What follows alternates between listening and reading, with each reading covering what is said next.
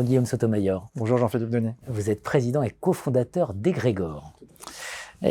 Article dans Le Grand Continent, dont le titre interpelle immédiatement. En tout cas, moi, m'a interpellé. Djihadistes en Afrique, des hors-la-loi sans religion. Alors, vous mettez un point d'interrogation à sans religion. Là, tout de suite, ça aurait été... Expliquez-nous un peu. Écoutez, l'analyse prédominante autour des enjeux actuels sur le terrorisme religieux est que la religion serait un voile, serait un instrument. En réalité, que les intentions véritables de ces groupes seraient communautaires, seraient économiques, seraient criminelles.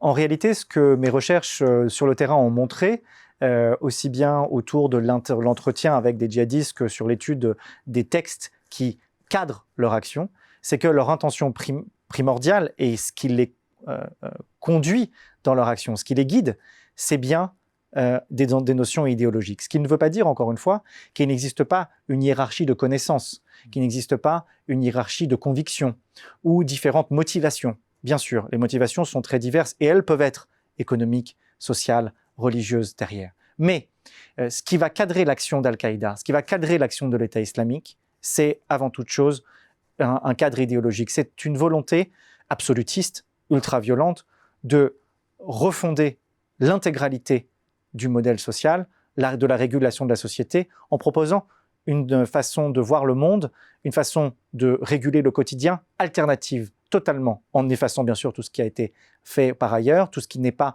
une loi de Dieu directement entre, encore une fois, Dieu et les croyants, et dont ils seraient les émissaires et les principaux tenants. Et donc derrière, il y a une volonté, encore une fois, de refonder les cadres normatifs, de refonder la justice, de refonder tous les services, donc de refonder aussi l'éducation, même l'économie. Et donc, on se rend bien compte ici que, bien que les motivations puissent être diverses, il faut comprendre derrière que les groupes djihadistes ont du succès actuellement auprès de différentes communautés, de communautés très diverses, dans des continents et dans des espaces qui vont des Philippines à l'Asie centrale, à l'Afrique de l'Est, à l'Afrique de l'Ouest.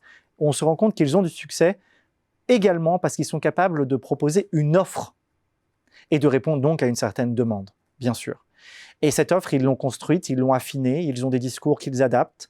On se rend compte récemment, à partir de 2021, qu'Al-Qaïda au Maghreb islamique, qui est présent dans toute la zone Afrique de l'Ouest et au Sahel, a proposé un discours autour de la protection des populations, de leur droit à l'autodétermination, qui agissait d'une certaine manière comme une forme, encore une fois, de protecteur social, mais aussi moral, face aux agresseurs intérieurs et extérieurs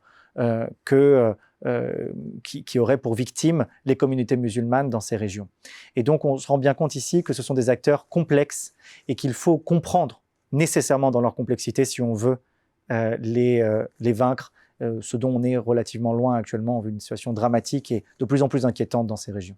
Avec un point toujours commun, c'est que par définition, ils sont hors la loi puisqu'il s'agit de renverser la loi. Absolument, absolument. Et ils cherchent encore une fois à éradiquer toute forme de normes alternatives à la leur, avec une méthode qui va être plus ou moins pragmatique. Et c'est une des raisons pour lesquelles il faut également comprendre que, on n'arrivera pas à lutter si on ne comprend pas qui ils sont, et si on n'est pas capable de remplacer ou de proposer nous-mêmes un message alternatif aux populations qui ne soit pas qu'une réponse sécuritaire, mais aussi une réponse qui soit un retour de l'État vertueux, au service des populations, de manière transverse, sur les enjeux alimentaires, justice ou éducatifs.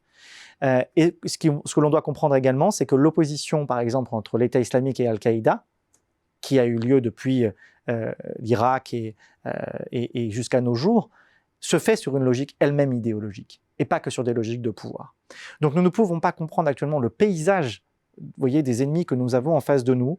Nous ne pouvons pas comprendre les raisons de leur succès, simplement par une logique criminelle, simplement par une logique de développement, sur des prismes, encore une fois, d'analyse, qui ne prendraient pas en question cet enjeu de l'idéologie. C'est ce que j'ai voulu démontrer par cet article.